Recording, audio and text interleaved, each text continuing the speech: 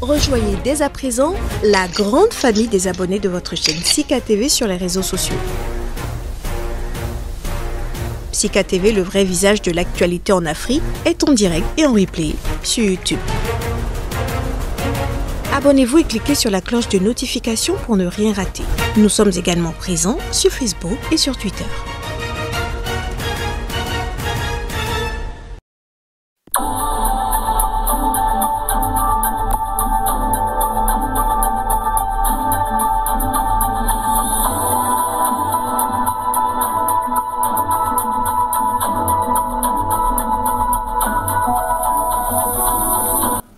Merci pour votre attention à Sika TV. Bienvenue à tous dans ce journal éco. La hausse du fret classique sera de 5% à compter du démarrage de la prochaine campagne cacaoyère au Ghana. C'est du fait de la hausse généralisée des prix et des coûts.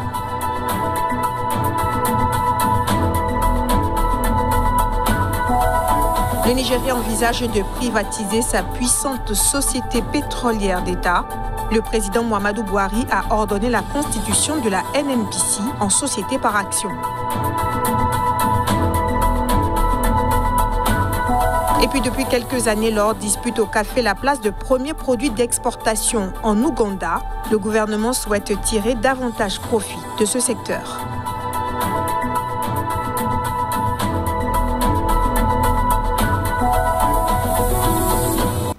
Nous prenons la direction du Ghana. Considérant la situation mondiale du fret et de la hausse généralisée des prix et des coûts, les acteurs de la filière cacao du pays se sont entendus sur une hausse des tarifs du transport maritime.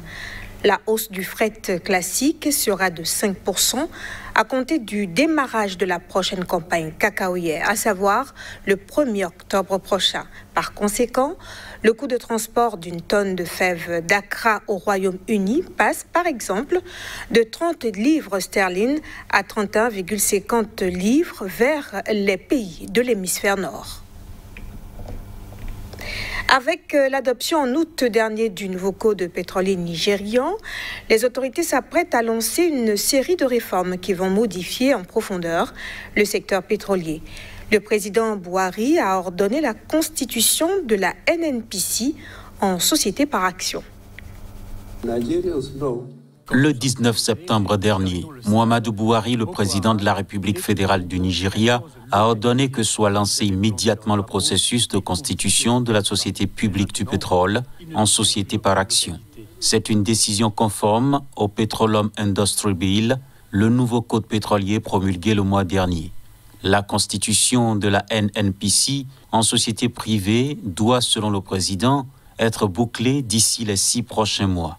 Cela devrait déboucher sur une entreprise à responsabilité limitée dans laquelle le gouvernement sera actionnaire. La NNPC fonctionnera alors comme une entité commerciale sans accès aux fonds de l'État. Une fois cette étape atteinte, le gouvernement nigérian pourra envisager l'introduction de la société en bourse comme prévu initialement. Théoriquement, cette manœuvre permettra de lever des fonds et de financer des projets de développement pétrogazier vers lesquels les autorités ont du mal à attirer des capitaux ces dernières années. Même si le nouveau code pétrolier va faciliter l'arrivée des investissements étrangers, la privatisation de la société va protéger sans doute le Nigeria contre un éventuel tarissement de ces flux d'ici 2050, lorsque bon nombre d'entreprises étrangères auront retiré leurs fonds du secteur. Récemment, les autorités nigérianes ont implicitement laissé entendre qu'elles envisagent de poursuivre l'exploitation des hydrocarbures après 2050, date retenue dans l'industrie pour l'atteinte de la neutralité carbone. Et nous restons au Nigeria. La construction de la méga raffinerie de Lekki est en retard de plusieurs années. Son coût de financement a gonflé de près de 5 milliards de dollars pour atteindre près de 19 milliards de dollars aujourd'hui. Aliko Dangote recherche un prêt pour financer cette méga raffinerie. Le milliardaire nigérian Aliko Dangote a démarré des pourparlers avec certains des plus grands négociants en pétrole du monde pour mobiliser un prêt afin de financer la construction de sa méga raffinerie de pétrole située à Lekki. Selon des sources proches du dossier, le groupe Dangote qui porte le projet a besoin d'une importante injection de liquidités en raison des impacts économiques de la pandémie du coronavirus et de la flambée des coûts des matériaux. À cet effet, le milliardaire s'entretient depuis un mois avec les dirigeants de Trafigura et Vitol, deux des plus grands négociants en pétrole du monde. Si pour l'heure les détails d'un potentiel prêt n'ont pas encore filtré, il semblerait que la possibilité de lever 500 millions de dollars supplémentaires auprès d'une maison de commerce ou d'un consortium est activement étudiée. La société pétrolière publique du Nigeria a accepté d'acheter une participation de 20% dans la raffinerie pour 2,7 milliards de dollars. Mais l'homme d'affaires cherche encore des contributions extérieures. Il faut rappeler qu'en dépit de son statut de premier producteur d'or noir d'Afrique, la capacité de raffinage du Nigeria reste encore précaire. La construction et la mise en service de la méga raffinerie de Lekki permettra au Nigeria d'augmenter de 650 000 barils par jour supplémentaires sa capacité nationale. Le pays détiendra ainsi la plus grande usine du continent et redessinera par la même occasion les principaux flux commerciaux de brut et de carburant dans le bassin atlantique.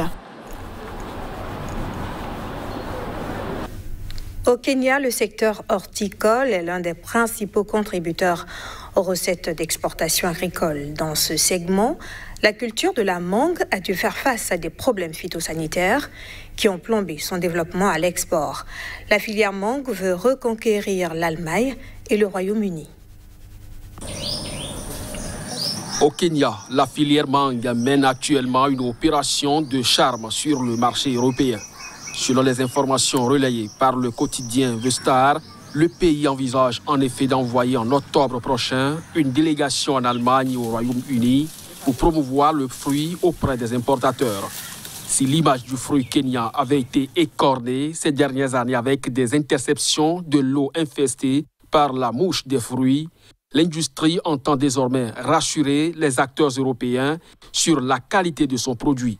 En effet, selon le service d'inspection phytosanitaire, la filière arrive actuellement à contrôler la mouche des fruits grâce à des traitements post-récolte et à l'aide de bains d'eau chaude, ce qui élimine les œufs et les larves des cargaisons avant l'exportation. D'après le directeur général de l'organisation, cette méthode thermique a déjà permis au pays d'expédier avec succès un premier stock de 5 tonnes de mangue traitées vers l'Italie. Le Kenya veut renforcer l'utilisation de la technique afin de regagner des parts de marché en Europe après l'interdiction à l'exportation qui a été imposée en 2014. Notons qu'au Kenya, la mangue est le second fruit cultivé après la banane avec une superficie consacrée de 50 000 hectares. Au premier semestre, le minerai de fer a battu des records de prix portés par la forte demande des aciéries chinoises. Depuis quelques mois néanmoins, Pékin a mis en place des mesures pour freiner cette hausse et réduire aussi ses émissions de gaz à effet de serre. La Chine fait plonger le minerai de fer à moins de $100 la tonne. Précision. Le minerai de fer pour livraison en octobre est tombé à $90 la tonne le 20 septembre sur la bourse de Singapour, son plus bas niveau depuis plus d'un an. La matière première poursuit ainsi une tendance baissière démarrée il y a quelques mois avec une baisse de plus de 120% par rapport au sommet de $203 la tonne atteint en mai dernier. Si la Chine a déjà été le principal moteur du rallye du fer entre la fin de l'année dernière et le premier semestre 2021, elle est encore présente quand il faut expliquer cette chute prolongée.